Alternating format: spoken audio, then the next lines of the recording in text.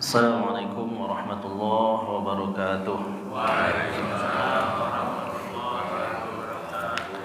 Bismillahirrahmanirrahim. Al-Fatihatu ila ruhi kafati ibadillahi salihin wa walidina wa masyayikhina fid din wa zawil huquqi alaina wa amwati ahli hadhihi al-baldati min ahli la ilaha illallah ajma'in.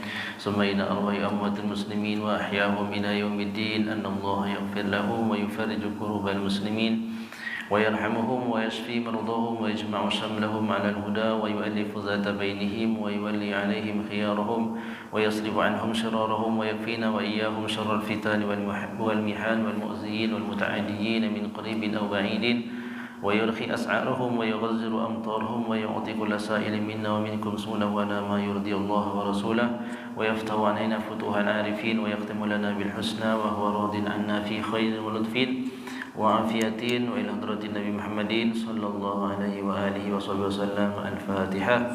أعوذ بالله من الشيطان الرجيم. بسم الله الرحمن الرحيم.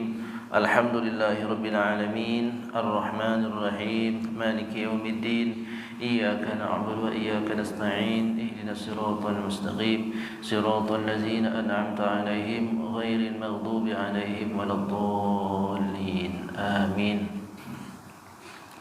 Bismillahirrahmanirrahim. Alhamdulillahirabbil alamin. Alhamdulillahilladzi sadaqana wa'dah wa awrasana al-ardha natabawwa'u minal jannati haitsu nasha fa ni'ma ajrul 'amilin.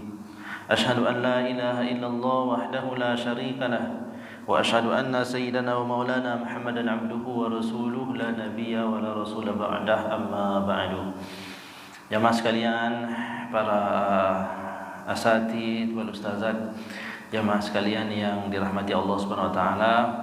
Alhamdulillah pada subuh hari ini kita bersama-sama bisa hadir kembali melanjutkan pengajian kita, yakni membaca kitab Nasaihul Ibad yang disusun oleh Syekh Nawawi Al-Bantani, yang merupakan kitab syarahan beliau terhadap kitab yang disusun oleh Imam Ibnu Hajar Al-Asqalani.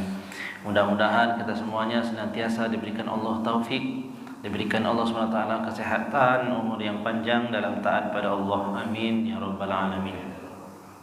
Salam dan salam semoga senantiasa tercurahkan pada Nabi yang agung, baginda Nabi sallallahu alaihi wasallam, yang telah membawa risalah Islamiyah sehingga kita semuanya termasuk bagian daripada umatnya. Mudah-mudahan kita semuanya mendapatkan syafaatnya di yaumil qiyamah kelak.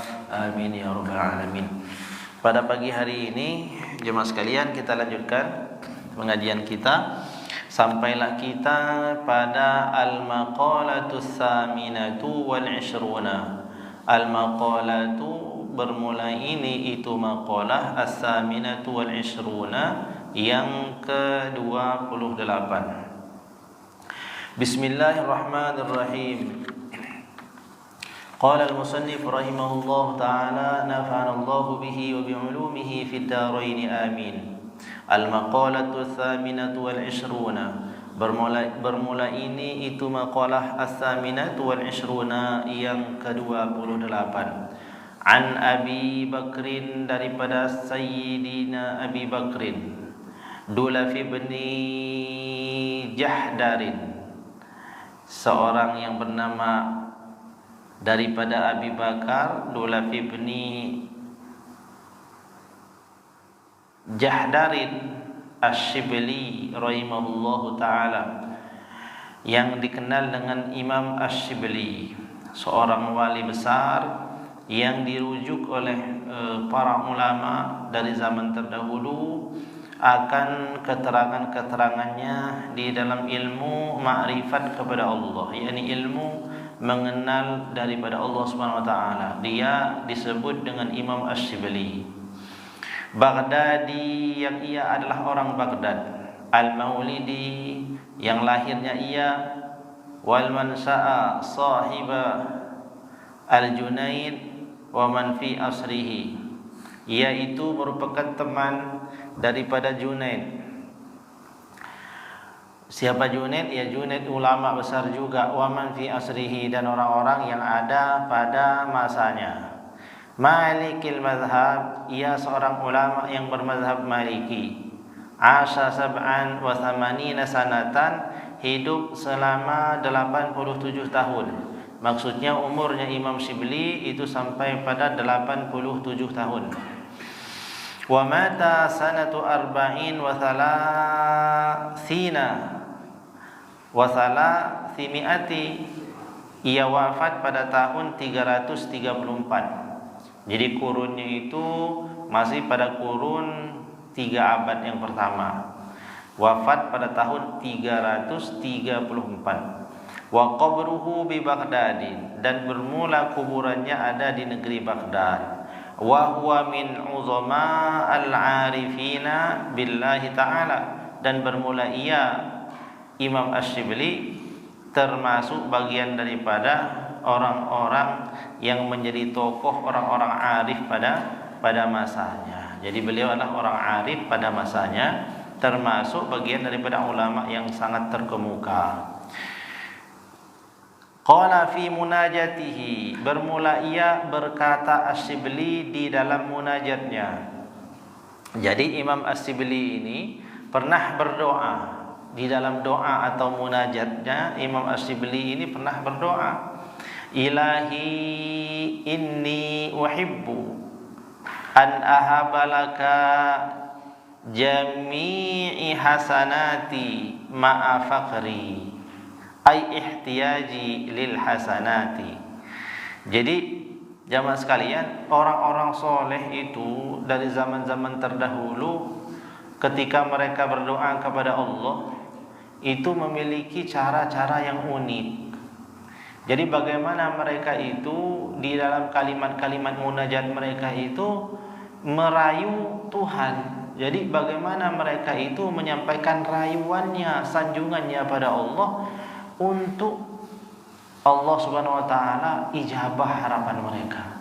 Jadi mereka itu karena ma'rifatnya pada Allah itu kadang-kadang seperti seorang anak kepada bapaknya, merengek-rengek dengan rayuan-rayuan yang sangat luar biasa.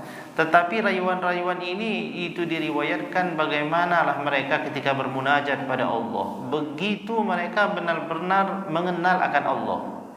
Seperti di dalam munajatnya Imam Syibli, Ilahi, duhai Tuhanku, wahibbu an ahabalaka, aku sangat menyukai dan mencintai, untuk aku serahkan, untuk aku hibahkan semuanya, jami'i hasanati, seluruh kebaikan-kebaikan yang ada padaku, ma'a faqri, bersamaan dengan kefakiranku, ay ihtiyaji lil hasanati, yakni kebutuhanku atas sesuatu itu. Maksudnya Imam Asy-Syibli menyadari bahwa seorang itu membutuhkan kebaikan supaya ia itu bisa selamat. Kebaikan-kebaikan yang ada itu sangat dibutuhkannya. Sesuatu yang ia rasakan paling dibutuhkan oleh dirinya untuk selamat itu sesuatu yang ia suka andainya itu dihibahkan kepada Allah. Maksudnya ia suka andainya itu diberikan pada Allah Subhanahu wa taala semuanya dalam keadaan ia sangat-sangat butuh. Jadi orang itu seperti itu, dermawan ya. Tapi dermawannya itu dermawan pada Allah. Maknanya dermawan pada Allah, segala sesuatu yang ia miliki berupa kebaikan-kebaikan, suka andainya ia serahkan semuanya kepada Allah. Tapi kita melihat bagaimana rayuan ini gitu. Ilahi, duhai Tuhanku, inni uhibbu an ahabalaka jami'i ahsanati ma'a faqri ay ihtiyaji lil hasanati. Duhai Tuhanku, sungguh aku ini sangat senang, sungguh aku ini sangat gembira untuk menyerahkan semua kebaikan-kebaikan yang ada padaku bersamaan dengan betapa butuhnya aku terhadap amal itu. Wa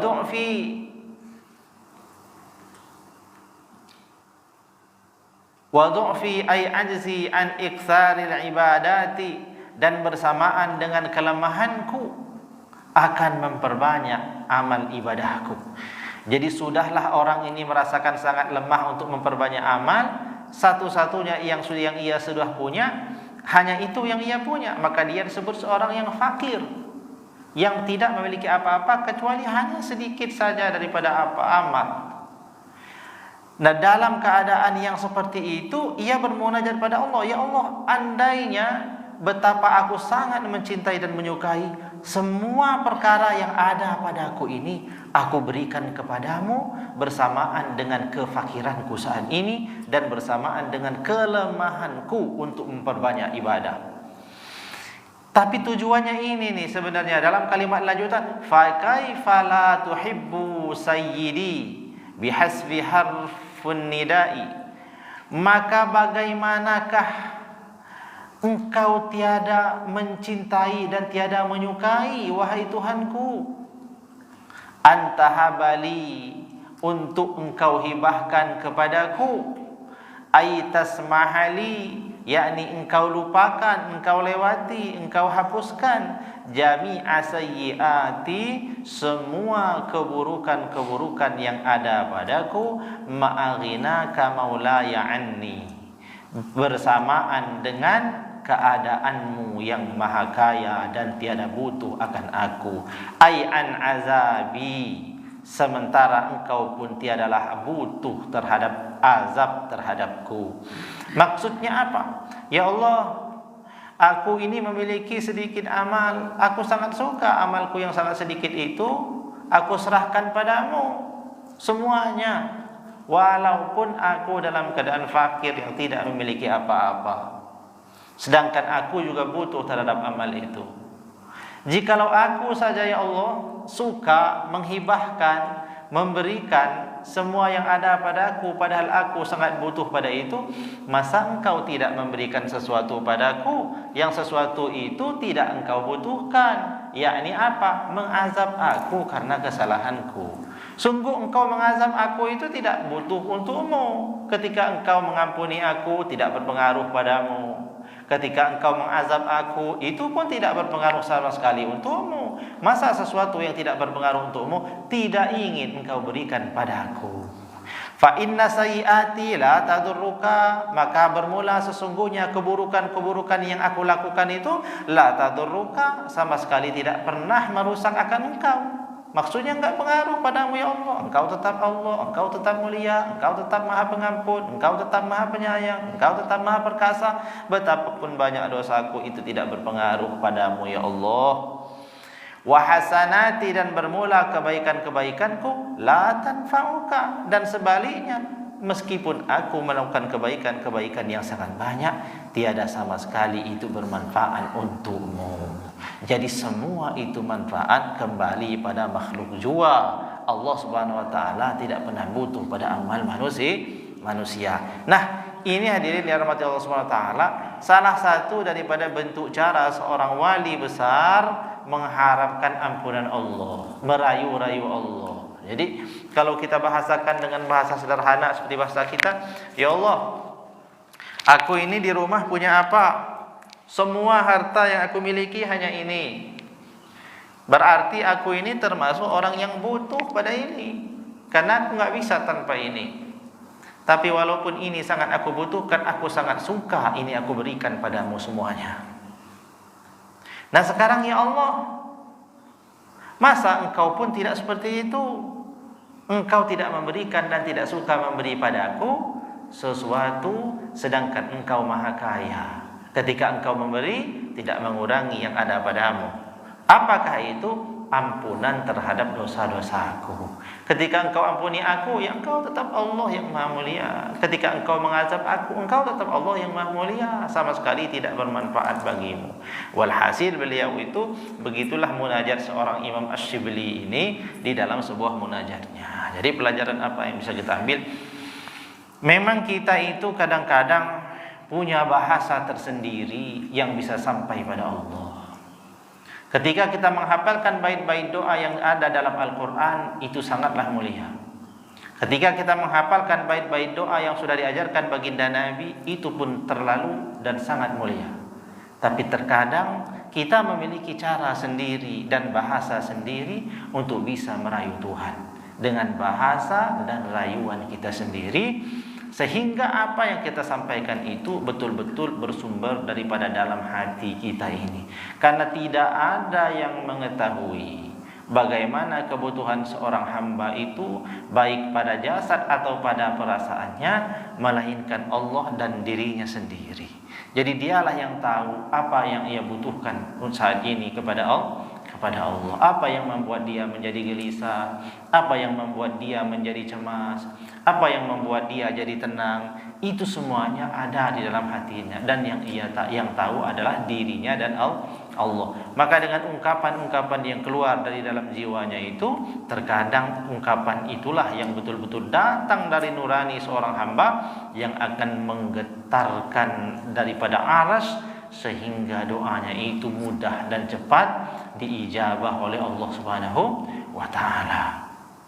Nah, senada dengan perkataan Imam Asy-Syibli ini, Syekh Nawawi Al-Bantani meriwayatkan salah satu daripada yang terkenal dalam bait, wa qad ajazani, dan sungguh telah mengijazahkan kepadaku ba'dul fudala'i, sebagian daripada pemuka-pemuka ulama-ulama besar, an aqra'a ba'da salatil jumu'ati, supaya dibaca setelah salat Jumat sab'a marratin, sebanyak 7 kali, hazihil abyat as-salasah, yakni bait yang 3 ini, min bahril wafir, yang ditulis dengan menggunakan bahar wafir.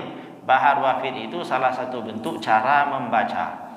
Apa munajat ini? Yang sudah terkenal, ilahi lastu lil firdausi ahla wala aqwa ala naril jahimi fahabli zallati waghfir zunubi fa innaka ghafiriz zambil azimi wa amilni muamalatal karimi wa tsabbitni 'alan nahjil qawimi. Nah, kita kenal ini, disusun oleh siapa? Kalau kita dengar-dengar dalam riwayat, sebagian mengatakan itu riwayat daripada munajatnya Abu Nawas ketika beliau itu hidup di zaman Imam Harun Ar-Rasyid. Khalifah Harun Ar-Rasyid, khalifah yang sangat terkenal dengan kealimannya dan ibadahnya. Punya seorang penyair, tapi suka membuat kesal gitu kan. Juga banyak melakukan sesuatu yang bernilai dosa, namanya Abu Nawas ya. Tapi di akhir kehidupannya itu, termasuk dalam munajat taubatnya Abu Nawas itu, sebagian mengatakan ini kalimat. Wallahu alam, ini riwayatnya betulkah ucapan daripada Abu Nawas atau bukan. Yang jelas para ulama-ulama meriwayatkan kalimat ini dalam bentuk harapan dan munajat pada Allah, dan maknanya senada dengan apa yang disampaikan oleh Imam Syibli tadi itu. Nah, kalau kalimat ini, ilahi lastu lil firdausi ahla wala aqwa ala naril jahimi fahabli zallati waghfir zunubi fa innaka ghafiriz zambil azimi wa amilni muamalatal karimi wa tsabbitni 'alan nahjil qawimi. Masya Allah. Ilahi, duhai Tuhanku. Ini kita lihat senada dengan kalimat Imam Syibli. Ilahi, duhai Tuhanku, lastu lil firdausi ahla, bukanlah aku ini lil firdausi, untuk sebuah surga firdaus, ahla, yang berhak dan pantas. Ya Allah, aku ini bukanlah orang yang pantas untuk masuk surga firdaus. Ini ungkapan kejujuran yang jauh dari rasa sombong sama sekali. Karena dia mengakui dalam hatinya, ya Allah, aku ini bukanlah orang yang berhak atas firdaus itu. Karena dia menyadari akan kecacatan amalnya, dia menyadari akan buruknya prasangkanya, dia meyakini akan tabiat-tabiat buruknya, dan dia tidak bisa lagi bahkan menghitung sudah berapa banyak dosa yang ia perbuat. Sehingga dengan angan-angan, dengan ingatannya itu, ia mengakui. Ini ungkapan, ilahi lastu lil firdausi ahla, duhai Tuhanku, bukanlah aku ini orang yang pantas untuk menghuni surga, yakni surga firdaus. Wala aqwa ala naril jahimi, dan aku pun bukanlah orang yang kuat dan tahan ala naril jahimi, atas menerima azab neraka jahanam. Jadi bagaimana ini? Surga merasa enggak pantas, harus diazab dengan jahanam, tidak kuat. Begitulah gundahnya seorang yang bermunajat itu. Ya Allah, aku ini bukan orang yang layak untuk menghuni surga Firdaus, dan aku pun bukanlah orang yang kuat atas menahan azab neraka jahanam. Oleh sebab itu ya Allah, fahabli zallati waghfir zunubi, hibahkan padaku, lewatilah untukku zallati, kelalaianku, keterperosokanku dalam dosa. Dalam riwayat yang lain, fahabli taubatan waghfir zunubi. Kalau yang di sini, fahabli zallati waghfir zunubi, maksudnya sama. Ya Allah, berikanlah untukku, lewatilah untukku ini, hibahkan untukku kesalahan-kesalahanku, balikan pada aku. Jangan engkau anggap itu sebagai sesuatu yang menyebabkan aku disiksa. Maksudnya ampunkan aku ya Allah, waghfir zunubi, dan ampunkanlah dosaku. Fa innaka ghafiriz dzambil azimi, fa innaka, maka sesungguhnya engkau, ghafiriz dzambil azimi, engkaulah yang maha pengampun atas segala dosa yang besar. Dosa besar, apa itu dosa besar? Banyak sekali. Di antara dosa besar yang paling tinggi itu syirik, asyirku billah, syirik kepada Allah, menyekutukan Allah, merasa ada kekuatan lain yang di luar kekuasaan Allah. Yang kedua, kemudian dosa yang besar itu juga ada yang namanya asyirku billah. Kemudian ada namanya durhaka kepada orang tua, banyak sekali. Ada lari dari medan perang, kemudian meninggalkan sholat dan lain sebagainya. Di antara semua dosa-dosa itu dosa besar. Tapi ingat, yang bisa mengampuni dosa besar itu Allah. Fa innaka ghafiriz dzambil azimi, maka sesungguhnya engkaulah ya Allah yang mengampunkan dosa-dosa besar itu. Karena engkau adalah zat yang mengampuni dosa besar. Apa kata beliau? Wa amilni muamalatal karimi. Ya Allah, amilni, perlakukanlah untukku muamalatal karimi, seperti orang-orang mulia melakukan perlakuan kepada orang. Ada orang mulia terima tamu.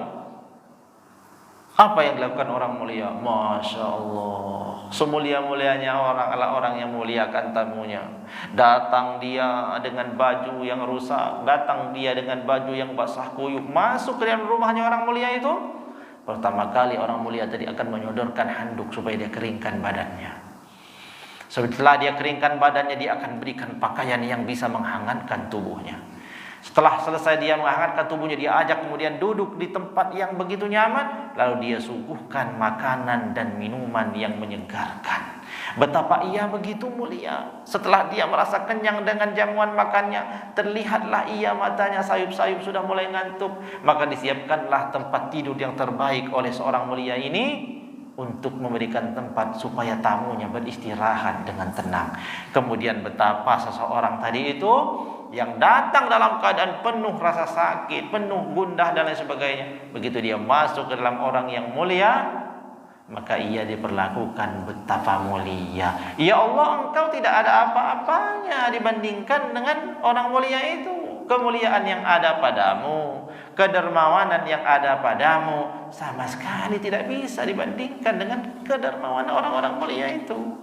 Jadi kalau orang-orang mulia itu bisa buat seperti itu, engkau lebih lagi bisa memuliakan. Wa amilni muamalatal karimi, perlakukan aku ya Allah sebagaimana perlakuannya orang-orang mulia. Wasabbitni 'alan nahjil qawimi, seterusnya sabitni, tetapkanlah aku ini 'ala nahjil qawimi, di atas manhaj yang lurus, sehingga ia tidak lagi terperosok ke dalam kesalahan-kesalahan masa lalunya. Siapa orang yang bisa mengarang? Siapa orang yang bisa menyampaikan gubahan? Siapa orang yang bisa merayu seperti ini? Selain daripada mereka betul-betul yang telah kembali kepada Allah dengan hati yang bersih. Mereka tiada lagi memandang akan masa lalu apa yang sudah diperbuat, tapi yang mereka pandang adalah bagaimana besarnya pengampunan dari Allah, bagaimana besarnya kasih sayang dari Allah, dan bagaimana besarnya keyakinan mereka terhadap penerimaan Allah bagi orang yang datang kembali kepada Allah, Nah ini Masya Allah. Nah jadi ini kalau mau mengamalkan, dan ini sangat bagus. Kata ya Syekh Nawawi Al-Bantani, qad ajazani, telah ijazahkan padaku ba'dul fudhala, sebagian besar ulama-ulama besar, wali-wali besar mengijazahkan ini amalan pada Syekh Nawawi Al-Bantani, dan beliau amalkan dan tidak cukup hanya diamalkan sendiri, tapi beliau wariskan pada kita, beliau tulis dalam kitab Nasaihul Ibad ini, ya. Nah, boleh dibaca, jadi diamalkan. Ini gubahan, makna gubahan itu munajat yang luar biasa ini setelah selesai salat Jumat sebanyak 7 kali. Nah, saudara-saudara kita banyaklah yang saya temui itu, terutama di daerah Serang, Banten, di perkumpulan orang-orang yang dari Banten itu, kemudian di pusatnya sendiri di Banten, ya, tempat kelahiran Syekh Nawawi Al-Bantani, ya, di Tanara. Itu sebelum beliau hijrah ke Mekah, Madinah, itu memang setelah sholat Jumat begitu. Nah, saya sendiri suka keliling khutbah Jumat di tempat-tempat mereka. Nah setelah itu, maka setelah selesai sholat Jumat, karena saya tahu, maka saya serahkan mic kepada sesepuh yang di belakang, maka pimpin ini. Ilahi lastulil firdausi ahla wala aqwa ala naril jahimi fahabli zallati waghfir zunubi فإنك غافر الذنب العظيم وعاملني معاملة الكريم وثبتني على النهج القويم. Itu dibaca 7 kali. Silakan cari aja, banyak di Google, ya. Nah itu boleh dicatat ini. Nah ini subhanallah, ini bentuk daripada menghilangkan kesombongan di dalam jiwa. Pengakuan ini nggak mungkin datang dari iblis. Sebab iblis keluar dari surga karena kesombongannya. Ana khairum minhum khalaqtani min nar wa khalaqtahu min tin. Kata iblis, aku ini lebih baik dari dia, Adam alaihissalam. Aku ini diciptakan dari api, sedangkan Adam diciptakan dari tanah. Api lebih mulia dari tanah. Kesombongan yang sangat luar biasa itu diusir dari surga. Nah, orang yang sudah berkata seperti ini, tentu orang yang sudah terhapus rasa takabur dalam hatinya. Dia menganggap dirinya tak punya apa-apa. Yang ia harapkan hanyalah ampunan dari Allah terhadap dosa-dosanya, dan ingin ia diperlakukan oleh Allah dengan perlakuan sebagaimana orang mulia memperlakukannya. Dan ia menginginkan supaya Allah berikan setelah ia taubat dari itu ketetapan, ya, di atas manhaj yang lurus. Masya Allah. Nah, ngopi dulu, silakan. Terlalu serius. Bismillah.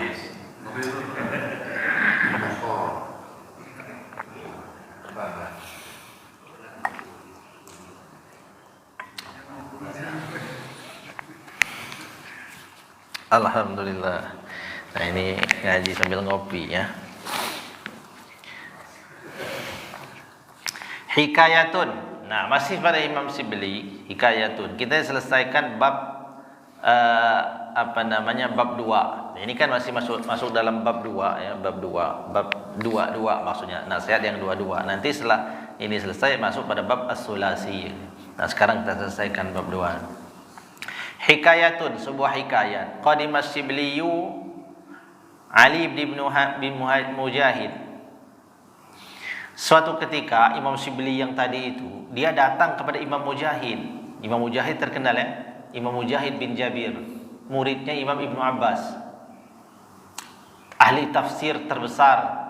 Tuh Imam Ibnu Abbas punya murid namanya Imam Mujahid bin Jabir namanya. Nah Imam Mujahid ini semasa dengan Imam Sibli. Suatu ketika Imam Sibli yang wali besar tadi itu, makrifat pada Allah, datang menemui Imam Mujahid. Datang, ya, datang dia. Fa'anaqahu ibnu Mujahid, maka Imam Ibnu Mujahid berdiri dan langsung memeluknya Imam Sibli. Kenapa ini kok beda sebelumnya?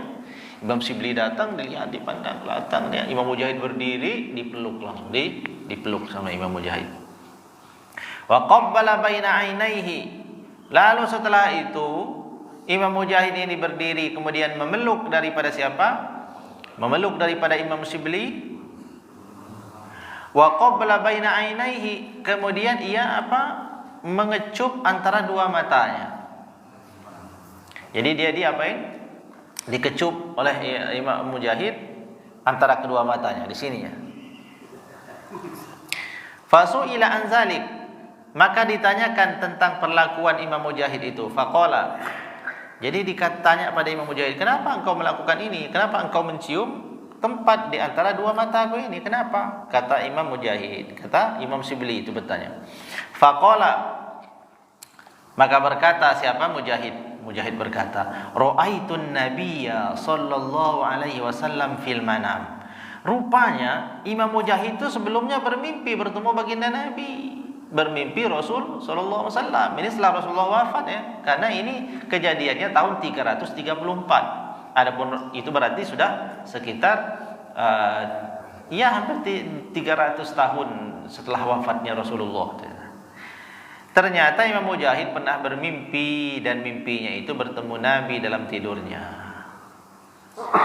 Waqad aqbala Sibliyu faqama an-nabi sallallahu alaihi wasallam wa qabbala baina ainaihi faqultu ya Rasulullah. Jadi kata Imam Mujahid, aku tuh satu ketika bermimpi, dalam mimpiku itu aku melihat Imam Sibli bertemu baginda Nabi, dan dalam mimpiku itu aku melihat Nabi mengecup tempat yang ada di antara dua mata Imam Sibli di sini. Jadi mimpi Imam Mujahid dilihatnya dalam mimpinya itu Imam Sibli dan Rasulullah ketemu. Rasulullah berdiri mengecup, mencium daripada bagian antara dua mata daripada siapa? Daripada Imam Sibli. Fakultu, maka melihat kejadian itu, aku tanya, kata Imam Mujahid, ya Rasulullah, wahai Rasulullah, ataf'alu hadza bisibli, apakah engkau melakukan itu dengan asibli? Maksudnya, ya Rasulullah, engkau mengecup tempat antara dua mata Imam Sibli. Qala, berkata Nabi, na'am, benar. Innahu lam yusalli faridatan, sesungguhnya ia melaksanakan solat fardu. Kata Nabi, benar, aku telah mengecup antara dua mata, tempat di antara kedua mata Imam Sibli. Kenapa? Karena sesungguhnya Imam Sibli ini tiadalah ia melaksanakan solat wajib illa huwa yaqra'u khalfaha, kecuali setelah ia selesai melaksanakan solat fardu itu ia senantiasa membaca. Apa bacaannya? Laqad ja'akum rasulun min anfusikum ila akhiril ayataini. Jadi ini ayat nih. Wa yaqulu sallallahu alaika ya Muhammad. Nah, jadi itu pekerjaan Imam Sibli. Setelah Imam Sibli itu salat, setiap selesai salat 5 waktu dia tidak pernah berhenti, kata Nabi, tidak pernah tinggal membaca doa ini. Laqad ja'akum rasulun min anfusikum azizun 'alaihi ma anittum harisun 'alaikum bil mu'minina raufur rahim. Fa in tawallaw faqul hasbiyallahu la ilaha illa hu 'alaihi tawakkaltu